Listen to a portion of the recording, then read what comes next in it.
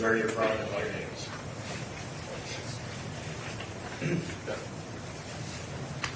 Yeah, I have a question for Vivek. So why is it that the corporate mainstream media is largely giving the Harris campaign a pass on these key issues like inflation, like the border, like crime?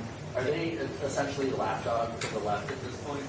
So it's very interesting. I think that there's a particular event that happened in this cycle which is unique in history.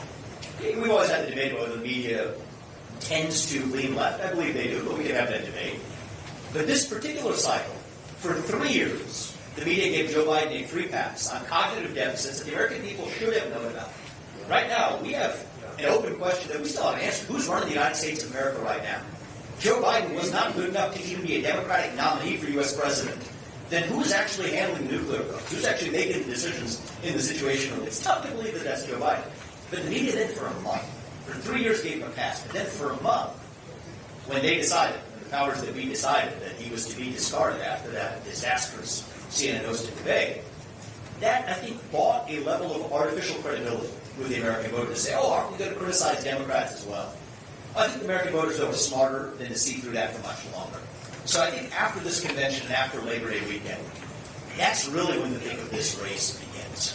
In fact, we don't even have a Democratic nominee. As of until later tonight, we don't even have a Democratic nominee. And a month ago, we thought it was going to be a different person. So in many ways, this race has not yet even begun. But when it does, I hope, speaking not as a Republican, but as an American, it's about competing policy visions for the future of the country. And I know I don't have to ask those of you in this room to do this, but I'll ask you to do it anyway. Hold Donald Trump accountable to say what his policy positions actually are. You already do that. But keep doing it, because that's part of the job of good political press, to hold political candidates accountable. But all I'll ask of you is do the same thing to Kamala Harris, too.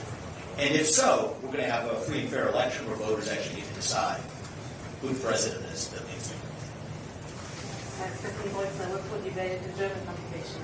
Two quick questions. In the crucial